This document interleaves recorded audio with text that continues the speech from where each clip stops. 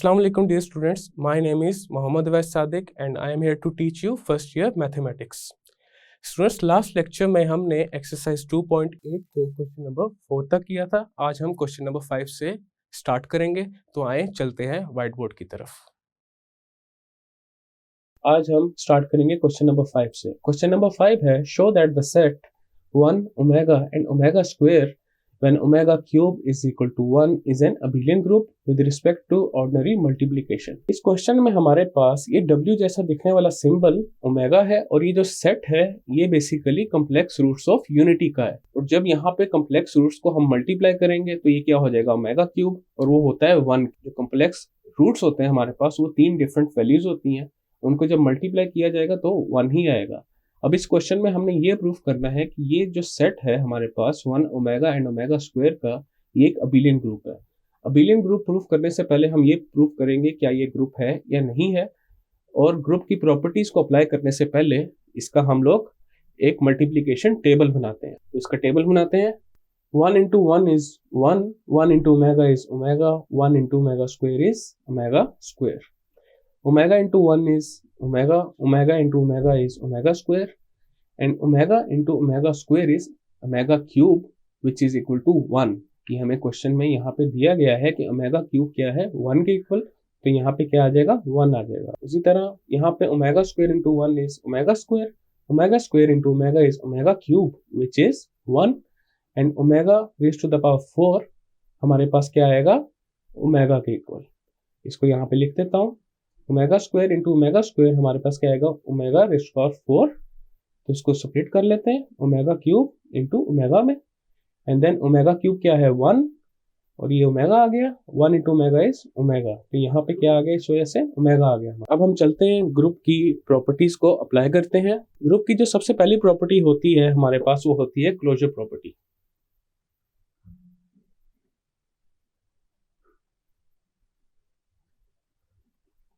इस टेबल को देख के ये क्लियरली पता चल रहा है कि हमारे पास जो भी सॉल्यूशंस आ रहे हैं वो इसी सेट के अंदर से हैं, जो कि है कॉम्प्लेक्स रूट्स ऑफ यूनिटी का। तो यहाँ पे क्लोजर प्रॉपर्टी होल्ड कर रही है। तो इसको फॉर्मली लिख देते हैं थोड़ा सा। From the multiplication table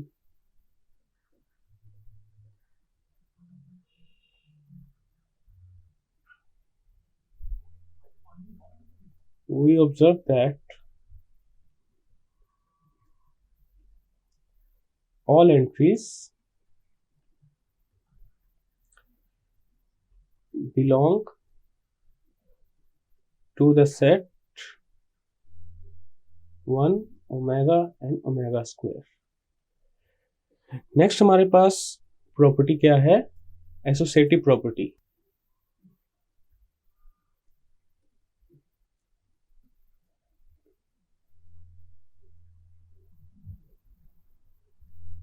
again हम टेबल को देखते हैं, और अगर हम किसी भी ऑर्डर में ये जो हमारे पास एलिमेंट्स है 1 ओमेगा एंड ओमेगा स्क्वायर, इनका प्रोडक्ट लेंगे तो अगेन हमारे पास जो टेबल में सॉल्यूशन है इन्हीं में से कोई ना कोई एलिमेंट आएगा। तो यहाँ पे एसोसिएटिव प्रॉपर्टी भी होल्ड करती है, और इसको एक दफ़ा चेक भी कर लेते हैं। लेट्स से मैं 3 एलिमेंट्स पिक कर लेता हूँ सेट से, 1 ओमेगा एंड ओमेगा स्क्वायर, जो कि मेंबर हैं 1 ओमेगा एंड ओमेगा स्क्वायर। अब इन पे अप्लाई करते हैं एसोसिएटिव प्रॉपर्टी।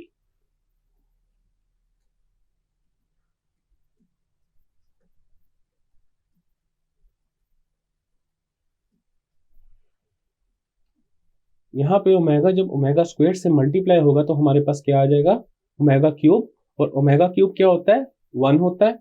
उसी तरह omega into 1 is omega multiply by omega square, 1 into 1 is 1 and omega square into omega is omega cube which is 1।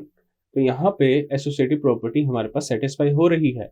इसी तरह अगर हम 2 एलिमेंट्स ऐसे ले लेते हैं जो सेम हो, let's say 1 omega and omega belong करते हैं हमारे पास इस सेट से, 1 ओमेगा एंड ओमेगा स्क्वायर के सेट से।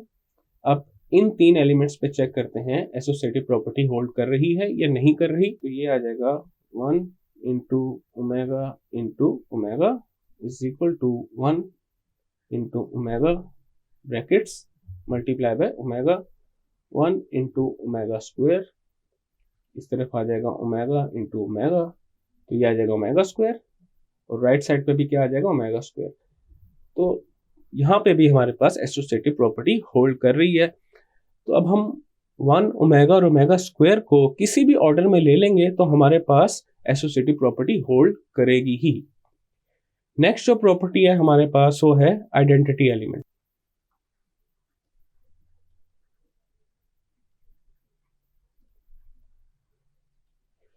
अब पहले 1 बाय 1 सारे एलिमेंट्स को चेक करते हैं। अब जब मैं 1 को पिक कर लेता हूँ सेट से, और 1 को जब 1 से मल्टीप्लाई करूंगा हमारे पास क्या आ जाएगा 1। अब पिक करते हैं ओमेगा को जब 1 से मल्टीप्लाई करूंगा अगेन क्या आ जाएगा ओमेगा आ जाएगा। उसी तरह ओमेगा स्क्वायर को जब 1 से मल्टीप्लाई करूंगा तो क्या आ जाएगा ओमेगा स्क्वायर। तो यहाँ पे क्लियरली देखा जा सकता है कि 1 आइडेंटिटी एलिमेंट है, और आइडेंटिटी एलिमेंट हमारे पास क्या होता है, कोई ऐसा एलिमेंट जिसको अगर सेट के किसी भी मेंबर से मल्टीप्लाई करें वापस रिजल्ट में हमारे पास वही मेंबर आ जाए, तो वो होता है आइडेंटिटी एलिमेंट। तो यहाँ पे क्लियरली 1 क्या है, आइडेंटिटी एलिमेंट है।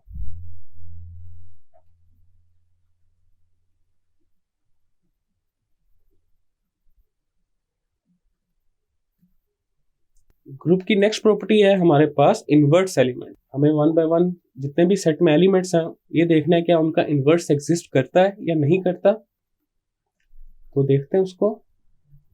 ये प्रॉपर्टी आ गई इनवर्स एलिमेंट की। सबसे पहले पिक करते हैं 1 को। अब 1 को मैं किससे मल्टीप्लाई करूं, अगेन हमारे पास क्या आ जाए, आइडेंटिटी एलिमेंट आ जाए।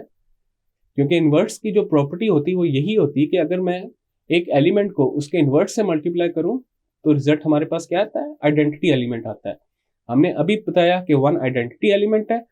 तो अब इनवर्स चेक करने के लिए 1 को मैं किससे मल्टीप्लाई करूं कि 1 आ जाए, तो 1 को मैं 1 से मल्टीप्लाई करूंगा तो 1 आ जाएगा। तो 1 का इनवर्स क्या है हमारे पास, 1 है। यहाँ पे लिख देते हैं इनवर्स ऑफ 1, ये हमारे पास 1 रेज़ टू पावर -1।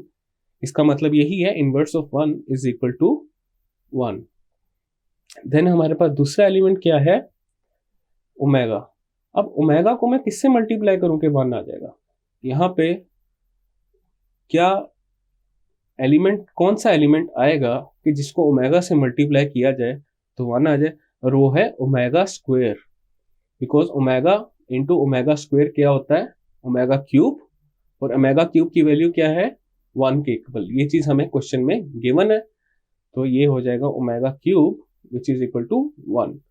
इसका क्या मतलब हुआ, जो ओमेगा का इनवर्स है वो क्या है, ओमेगा स्क्वायर। नेक्स्ट हमारे पास जो एलिमेंट है वो कौन सा है, ओमेगा स्क्वायर। अब ओमेगा स्क्वायर को किससे मल्टीप्लाई किया जाए तो 1 आ जाए, तो क्या है omega, because omega into omega square is omega cube and omega cube is 1। Omega square का जो इनवर्स है वो क्या है, ओमेगा। ये जो राइट साइड पे जिस तरह लिखा हुआ है इस तरह लिखने की जरूरत नहीं है, सीधा सीधा इसको वर्ड्स में भी लिखा जा सकता है कि inverse of 1 is 1, inverse of omega is omega square and the inverse of omega square is omega. तो यहाँ पे मैंने for the sake of easiness ऐसे लिखा हुआ है। यहाँ पे हमारे पास ये तो प्रूव हो गया कि ग्रुप है। अब हमने ये चेक करना है कि यहाँ पे कॉम्यूटेटिव प्रॉपर्टी होल्ड करती है या नहीं करती, बिकॉज कॉम्यूटेटिव प्रॉपर्टी अगर होल्ड करेगी तभी हमारे पास एक ग्रुप क्या कहलाएगा, अबिलियन ग्रुप कहलाएगा, अदरवाइज नॉन अबिलियन ग्रुप। तो अगेन कॉम्यूटेटिव प्रॉपर्टी चेक करने के लिए हम टेबल को देखेंगे। पहले यहाँ पे लिख लेते हैं।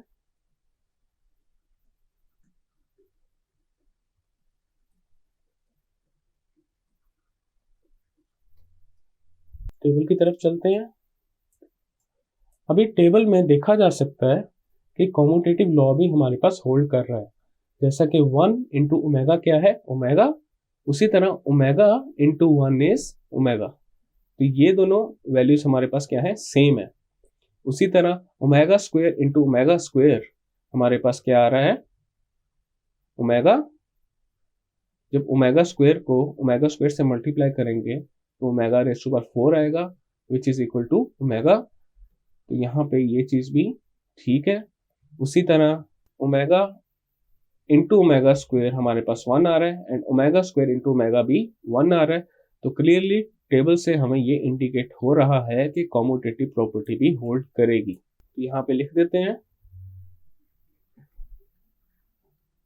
मल्टीप्लिकेशन is commutative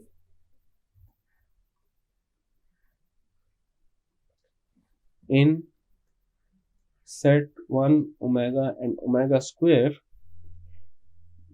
so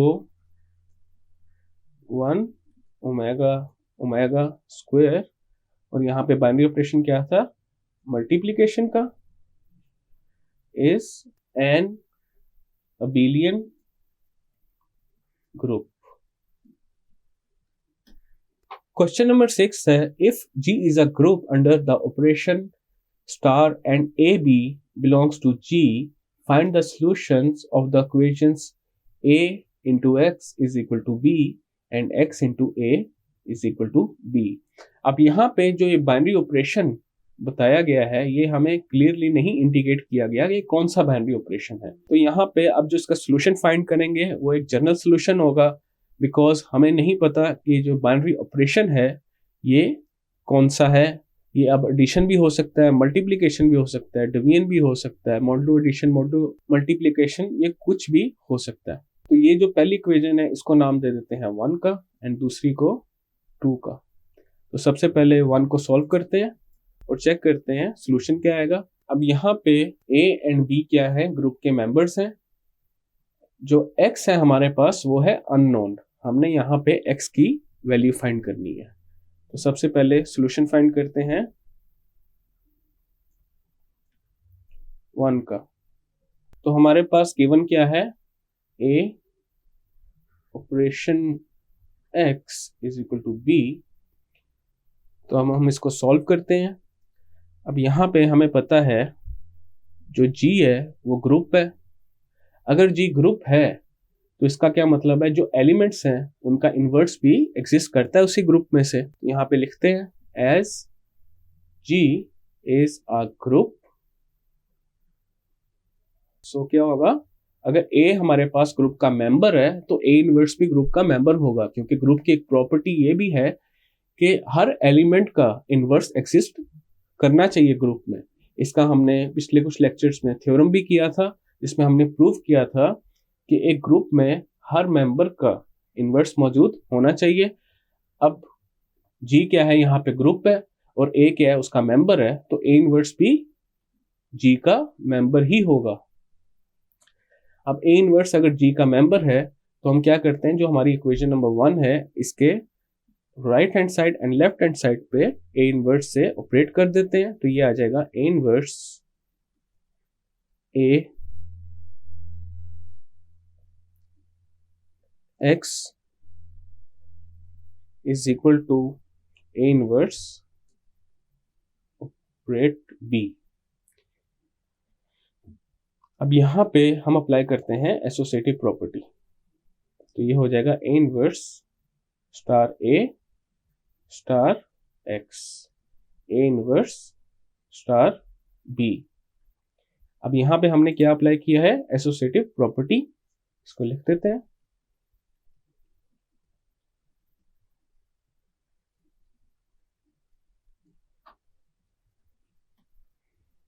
अब यहाँ पे देखा जा सकता है जब भी कोई एलिमेंट अपने इन्वर्स के साथ ऑपरेट होता है तो हमारे पास क्या आता है, एक आइडेंटिटी एलिमेंट आती है।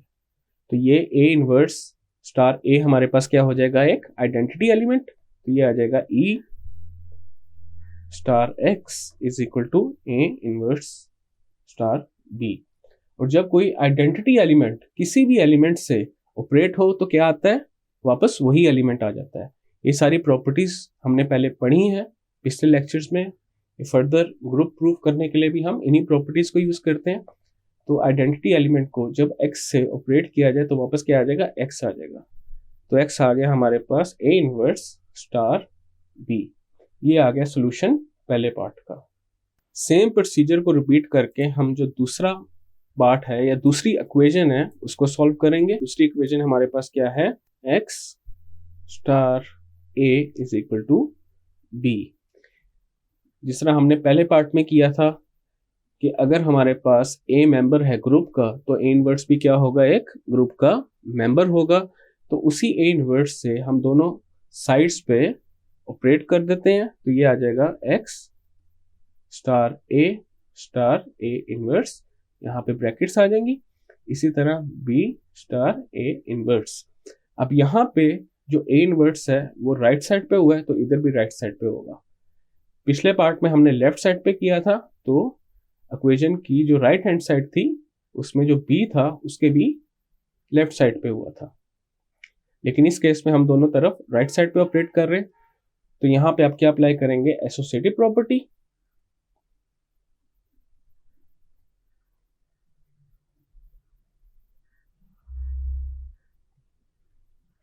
जब कोई एलिमेंट अपने इनवर्ट्स के साथ ऑपरेट होता है तो हमारे पास क्या आता है, एक आइडेंटिटी एलिमेंट आ जाती है। तो ये आ जाएगा E is equal to B star A inverse. और जब कोई एलिमेंट एक आइडेंटिटी एलिमेंट के साथ ऑपरेट हो जाए तो वापस वही एलिमेंट आ जाएगा। तो x star E which is an identity element, इनको जब आपस में ऑपरेट करेंगे या बाइनरी ऑपरेशन अप्लाई करेंगे तो हमारे पास क्या आ जाएगा, एक्स आ जाएगा which is equal to B star A inverse. ये आ गया हमारे पास सोल्यूशन, जो हमारे पास दूसरी इक्वेशन थी उसका। क्वेश्चन नंबर 7 है, show that the set consisting of elements of the form a plus square root of 3 into b where a and b are rational numbers is an abelian group with respect to addition। तो यहाँ पे अब हमारे पास एक set दिया गया है जिसमें जो एलिमेंट्स हैं वो इस फॉर्म में है, और ये ए बी हमारे पास क्या है, रैशनल नंबर है। इसको लेट्स से एक सेट का नाम देते हैं जी,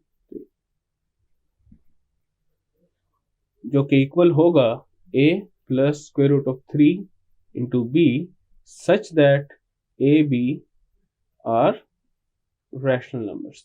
क्यों यहाँ पे क्या रिप्रेजेंट करता है, रैशनल नंबर्स को रिप्रेजेंट करता है। अब हमारे पास इस सेट में जितने भी एलिमेंट्स होंगे वो इसी फॉर्म में होंगे। तो आइए इसको प्रूफ करते हैं कि ये अबेलियन ग्रुप है with respect to addition.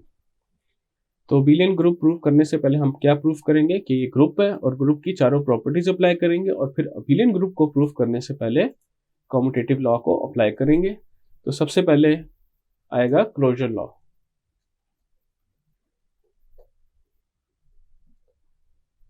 Closure law के लिए क्या करेंगे, कोई दो एलिमेंट्स इस सेट से उठा लेंगे, सेट जी से, और चेक करेंगे क्या उनकी एडिशन भी हमारे पास a plus square root of 3 into B की फॉर्म में आती है या नहीं आती। लेट्स से यहाँ पे पिक कर लेते हैं a plus square root of 3 b, और इसके अलावा पिक कर लेते हैं c plus square root of 3 d, और यहाँ पे a b c and d क्या है, रैशनल नंबर्स हैं। यहाँ लिख देते हैं।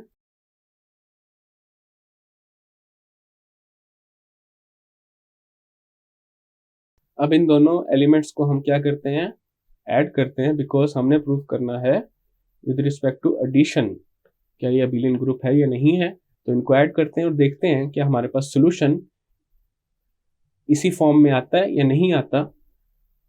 तो ये हो जाएगा a plus square root of 3 b plus c plus square root of 3 d,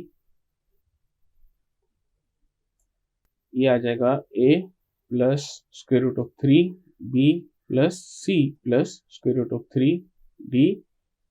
सबसे पहले हमारे पास क्या आएगा, a एंड c को ऐड करेंगे तो ये a प्लस c आ जाएगा, प्लस अब इन दोनों एलिमेंट्स में से स्क्वायर रूट ऑफ 3 कॉमन आ रहा है तो ये आ जाएगा b प्लस d। अब दो रैशनल नंबर्स का जब सम किया जाए तो अगेन हमारे पास क्या आता है, एक रैशनल नंबर आता है। a और c क्या है, रैशनल नंबर्स हैं, इन दोनों को सम करेंगे तो अगेन हमारे पास क्या बनेगा, एक रैशनल नंबर ही बनेगा। लेट्स से उस रैशनल नंबर को रिप्रेजेंट कर देते हैं 8 प्राइम से प्लस स्क्वायर रूट ऑफ 3। उसी तरह b एंड d हमारे पास क्या है, दो रैशनल नंबर्स हैं, इन दोनों का सम जब करेंगे तो अगेन क्या आएगा, एक रैशनल नंबर आएगा, और उस रैशनल नंबर को रिप्रेजेंट कर देते हैं b प्राइम से। अब हमारे पास क्लियरली देखा जा सकता है जो हमारे पास आंसर आ रहा है वो जो सेट में हमने अज्यूम किए हैं एलिमेंट्स उसी फॉर्म का है, which is A plus square root of 3b, A भी क्या है, रैशनल है। उसी तरह हमारे पास सोल्यूशन क्या आ रहा है, A prime plus square root of 3b prime. तो यहाँ पे ए प्राइम और बी प्राइम क्या है, रैशनल नंबर्स है। तो क्लोजर प्रॉपर्टी हमारे पास यहाँ पे होल्ड कर रही है। अब चेक करते हैं क्या इस पे एसोसिएटिव प्रॉपर्टी होल्ड करती है या नहीं करती। उसके लिए हम लोग 3 एलिमेंट्स को पिक कर लेंगे, तो उसको फिर चेक करते हैं।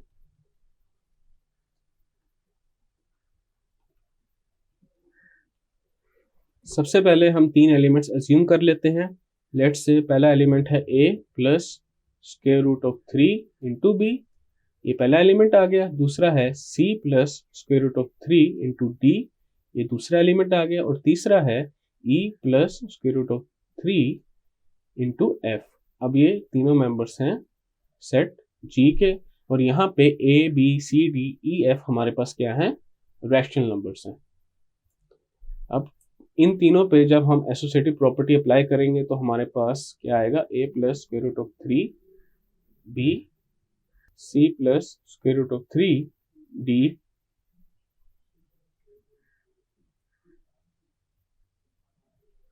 Plus e plus square root of 3 into F. और ये किसके इक्वल होना चाहिए, a plus square root of 3b plus c plus square root of 3 into D plus e plus square root of 3 into F. तो ये तरीका है कि दोनों को ओपन किया जाए, लेफ्ट साइड को सेपरेटली और राइट साइड को सेपरेटली। और दूसरा तरीका ये है कि लेफ्ट साइड को कंसिडर किया जाए और उसको बनाया जाए राइट साइड के इक्वल। तो हम जो दूसरा मेथड है उसको अप्लाई करेंगे। तो इसमें हम क्या करेंगे, लेफ्ट साइड को यूज करेंगे और उससे राइट साइड को बनाने की कोशिश करेंगे। तो लेफ्ट हैंड साइड है हमारे पास a plus square root of 3 into B plus c plus square root of 3 into D plus e plus square root of 3 into F. तो इसको अब ओपन करते हैं। ये हमारे पास है लेफ्ट हैंड साइड। इसको जब ओपन करेंगे तो ये आ जाएगा a plus square root of 3b plus c plus square root of 3d plus e plus square root of 3 into F. अब यहाँ पे ये वाली जो दो टर्म्स हैं c plus square root of 3 into D and e plus square root of 3 into F, इनको combine कर देते हैं। तो ये हो जाएगा c plus e plus square root of 3 into D plus square root of 3 into F. Then हम क्या करते हैं, इसको ऐसे लिख लेते हैं, प्लस यहाँ पे c वाले को and square root of 3 into D को कंबाइन कर लेते हैं। तो ये हो जाएगा, और e को and square root of 3 into F को कंबाइन कर लेते हैं। यहाँ पे ब्रैकेट आ जाएगी।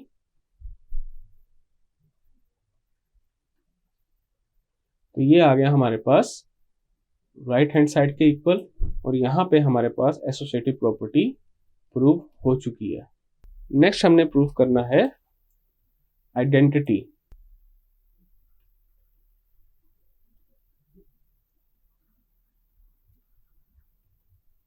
अब हम लोग जानते हैं कि हमारे पास ये जो एलिमेंट है a plus square root of 3 into B belong करता है G से, और a भी क्या है, रैशनल नंबर्स हैं।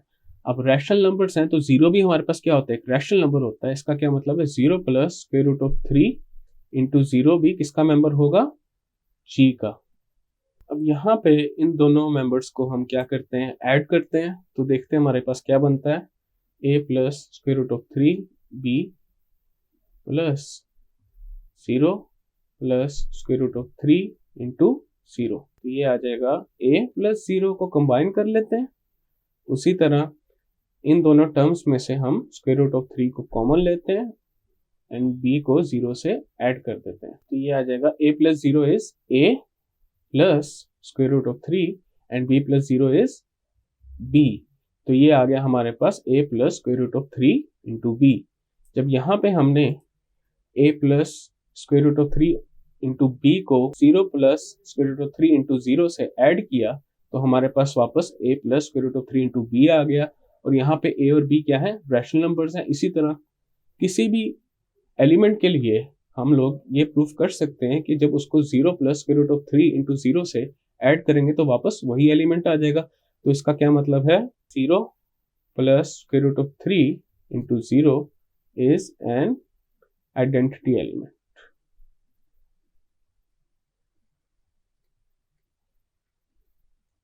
नेक्स्ट हम ये प्रूव करेंगे जो हमारे पास सेट में एलिमेंट्स हैं क्या उनके इनवर्स एग्जिस्ट करते हैं या नहीं करते। तो नेक्स्ट प्रॉपर्टी है इनवर्स एलिमेंट। तो इसके लिए हम कंसिडर कर लेते हैं a plus square root of 3 b हमारे पास मेंबर्स हैं सेट G के। उसी तरह negative a plus square root of 3 into negative b, ये भी हमारे पास किसके मेंबर्स होंगे, G के, बिकॉज यहाँ पे a एंड b क्या है, रैशनल नंबर्स हैं। अगर वो नेगेटिव भी हो जाए तब भी क्या रहते हैं, रैशनल नंबर्स ही रहते हैं। और ये हमारे पास जो हमने दूसरा एलिमेंट लिखा है ये भी हमारे पास a plus square root of 3 into B की फॉर्म में है। तो इन दोनों को अब एक दफ़ा ऐड करते हैं और देखते हैं हमारे पास आइडेंटिटी एलिमेंट आता है या नहीं आता।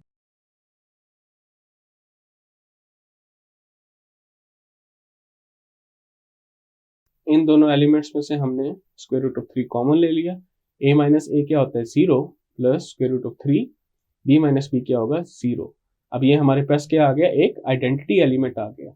अब इसका क्या मतलब हुआ, जो हमने एलिमेंट कंसिडर किया था a plus square root of 3 into B, उसका इन्वर्स क्या है, minus a plus square root of 3 into minus B. इसी तरह जो बाकी एलिमेंट्स हैं उनका भी इन्वर्स एग्जिस्ट करेगा हमारे पास। तो यहाँ पे लिख देते हैं thus the inverse of every element will exist in G। यहां तक इन चारों प्रॉपर्टीज को प्रूफ करके हमने ये बता दिया है कि ये हमारे पास ग्रुप है। नेक्स्ट हम प्रूफ करेंगे कि कम्यूटेटिव लॉ यहाँ पे होल्ड करेगा या नहीं करेगा। अगर तो वो होल्ड कर रहा हुआ तो इसका क्या मतलब होगा कि ये एक अबिलियन ग्रुप है, अदरवाइज नॉन अबिलियन ग्रुप। तो यहाँ पे लिखते हैं कम्यूटेटिव लॉ। तो उसके लिए क्या करते हैं, दो एलिमेंट्स कंसिडर करते हैं। पहला है a plus square root of 3 b and दूसरा क्या है, c plus square root of 3 into d which is a member of G। और यहाँ पे a b c d क्या है, रैशनल नंबर्स हैं। तो कम्यूटेटिव लॉ हमारे पास क्या होता है, a plus square root of 3 b plus c plus square root of 3 d must be equal to c plus square root of 3 d plus a plus square root of 3 into b।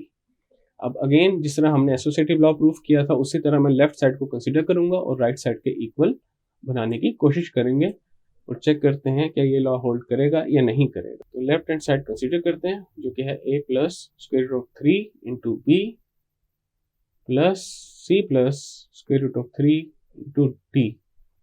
Open कर लेते हैं तो ये हो जाएगा a plus square root of 3 b plus c plus square root of 3 into d। Then a and c को combine कर लेते हैं और यहाँ पे हम लोग अगेन स्क्वायर रूट ऑफ 3 को कॉमन ले लेते हैं। अब यहाँ पे हम लोग जानते हैं कि a and c are rational numbers और रैशनल नंबर्स के लिए कम्यूटेटिव लॉ होल्ड करता है। तो a और c पे जब कम्यूटेटिव लॉ अप्लाई करेंगे तो ये किसके इक्वल आ जाएगा, c प्लस a के। इसी तरह स्क्वायर रूट ऑफ 3, अब b और d क्या है, रैशनल नंबर्स हैं, रैशनल नंबर्स के लिए कम्यूटेटिव प्रॉपर्टी होल्ड करती है। तो ये आ जाएगा d प्लस b। देन हम क्या करते हैं, ब्रैकेट्स ओपन करते हैं,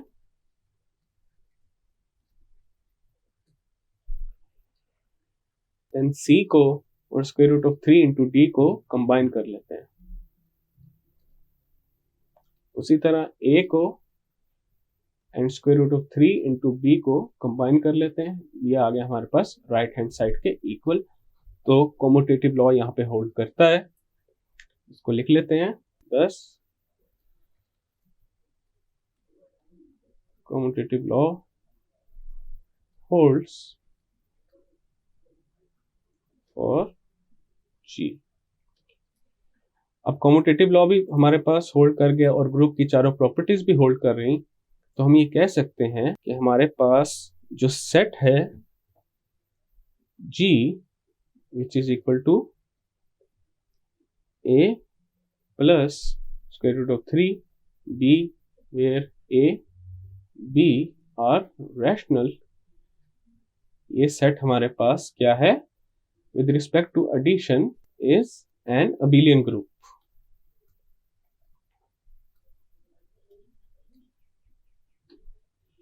क्वेश्चन नंबर 8 है determine whether PS which is a power subset of S with respect to binary operation star where star stands for intersection is a semigroup, a monoid or neither।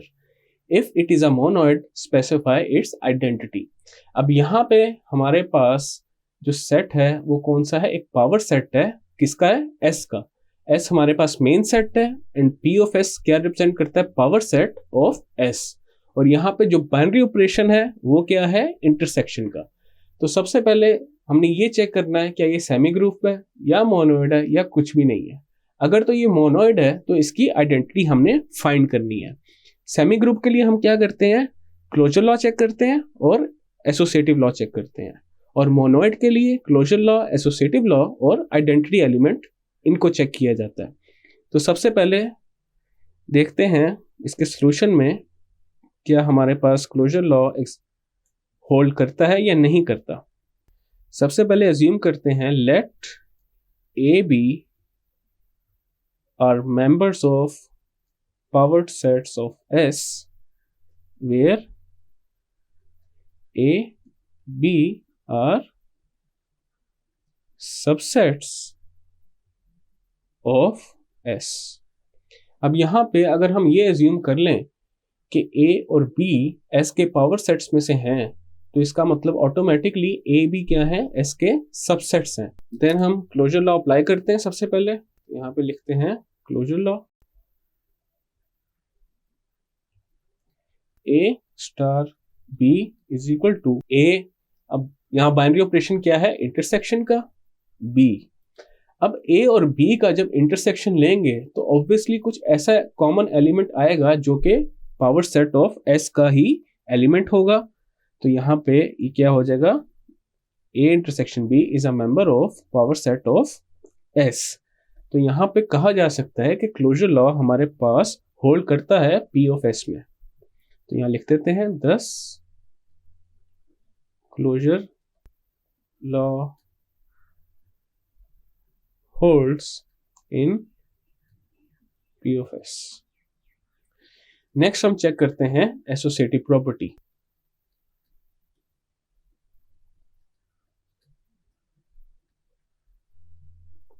उसके लिए हम assume कर लेते हैं A, B, C are members of P of S, और यहाँ पे A, B, C क्या है, सबसेट्स हैं S के, और ये मेंबर्स हैं पावर सेट ऑफ S के।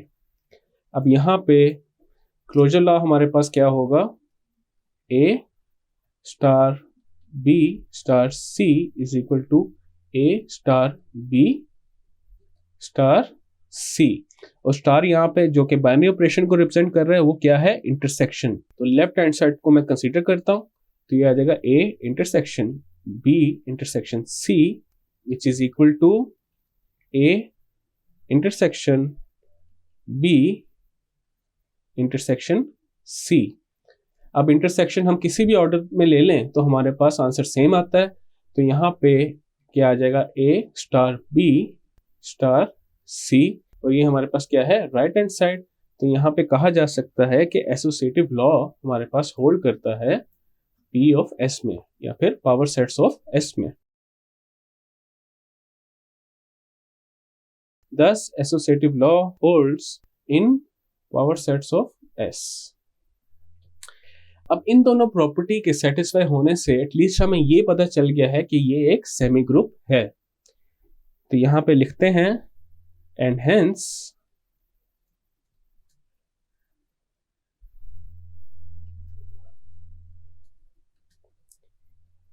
P of S with respect to binary operation star is a semi-group.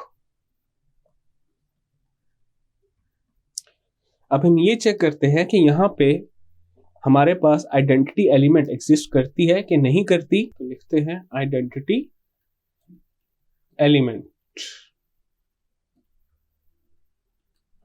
उसके लिए अज्यूम करते हैं ए हमारे पास मेंबर है पावर सेट ऑफ एस का और ए हमारे पास सबसेट है एस का, और यहाँ पे हमारे पास पावर सेट में एक पूरा सेट भी आता है। अब पूरा सेट क्या है, एस है, तो वो भी पावर सेट में तो इंक्लूड होगा। तो इसका क्या मतलब है, एस भी मेंबर है पावर सेट ऑफ एस का। अब जब मैं ए को ऑपरेट करूं एस के साथ, और यहाँ पे बाइनरी ऑपरेशन क्या है, इंटरसेक्शन का, तो ये क्या आएगा, एस हमारे पास एक कंप्लीट सेट है और ए क्या है, एस का सबसेट है। तो इन दोनों का जब इंटरसेक्शन लिया जाएगा तो क्या आ जाएगा, ए आ जाएगा। उसी तरह जब एस को ए के साथ ऑपरेट करेंगे तो ये आ जाएगा एस इंटरसेक्शन ए, अगेन क्या आ जाएगा, ए आ जाएगा। तो यहाँ पे कहा जा सकता है कि एस हमारे पास जो है वो क्या है, आइडेंटिटी एलिमेंट है, बिकॉज एस का मैं जब भी किसी मेंबर के साथ इंटरसेक्शन लूंगा वापस हमारे पास वही मेंबर आ रहा है। तो यहाँ पे कहा जा सकता है दस S is an identity element.